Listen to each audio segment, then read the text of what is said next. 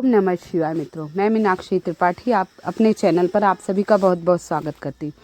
आज मैं शिवखोरी और नव दुर्गा वैष्णो माता सब घूम कर आई हूँ। आज मैं आपको शिवखोरी और भस्मासुर की अद्भुत कथा के बारे में सुनाऊंगी। ये शिवखोरी की गुफा एक बार आप लोग अवश्य देखने। ओरिजिनल है, एकदम टेढ़ी मेढ़ी, एक ही मनुष्य निकल सकता है, वो भी घुटनों के बल बैठ के खड़ा उस गुफा में हो ही नहीं सकता। एक बार अवश्य दर्शनों का लाभ उठाना। कहते हैं शिवखोरी की दर्शन मात्र से चारों धाम के बराबर पुण्य प्राप्त होता है। आप 4 धाम करने की जरूरत नहीं पड़ती है। तो आइए मैं आपको भस्मासुर की कथा सुनाती हूँ। भस्मासुर एक राक्षस था। उसका मन एक दिन पार्वती को देखा। उसका मन पार्वती जी पर मोहित हो गया।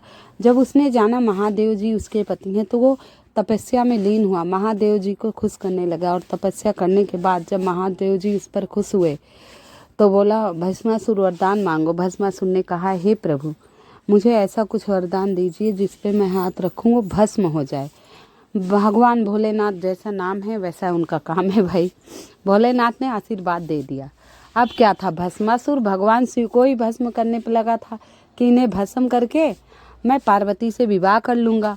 अब शिव भी क्या करते, जाकर यही गुफा है जो शिवखोरी की गुफा है, यहीं जाकर भगवान शिव ने समाधि ली थी। वहाँ भगवान शिव जाकर छिप गए जिससे उनको भस्मासुर उनके पास पहुँच न पाए।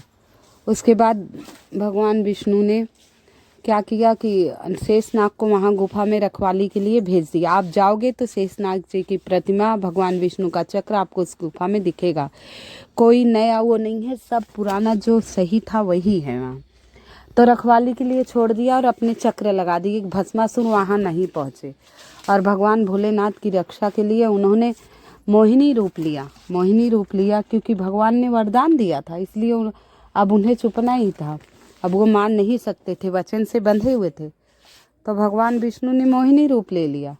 अब जब सुंदर स्त्री का रूप लेकर भस्मासुर के आगे पहुँचे तो भस्मासुर राक्षस प्रवृत्ति तो थी, वो मतलब मोहित हो गए उस नारी पे।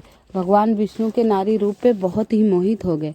बोले, हे सुंदरी, मैं तुझसे विवाह करना चाहता हूँ। भगवान बोले, ठीक है।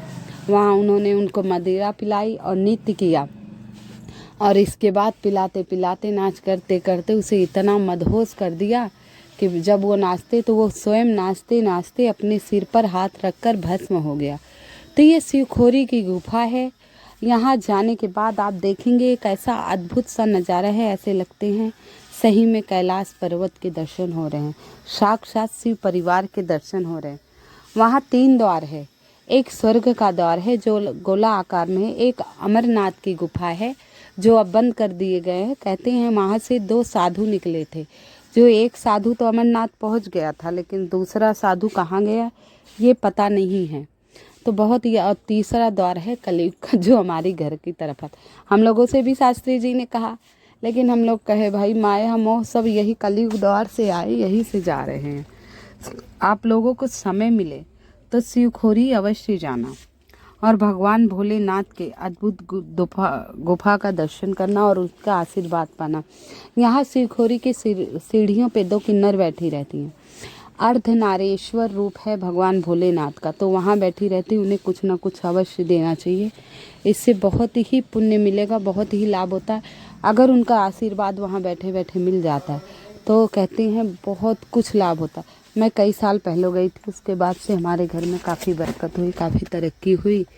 अब कई सालों बाद अब जाके हमें सौभाग्य प्राप्त हुआ 5 साल बाद कि हम दर्शन करके आए शिवखोरी का।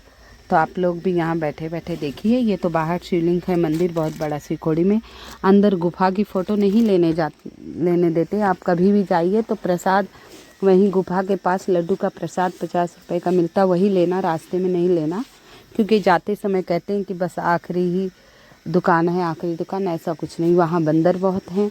सामान अपना संभाल के ले जाना। वैष्णो देवी से आप बस कर लेना या बुक कर लेना, 3.5 घंटे का रास्ता है। और जितना वैष्णो देवी माता से भैरव की चढ़ाई उतनी ही चढ़ाई शिवखोरी की है।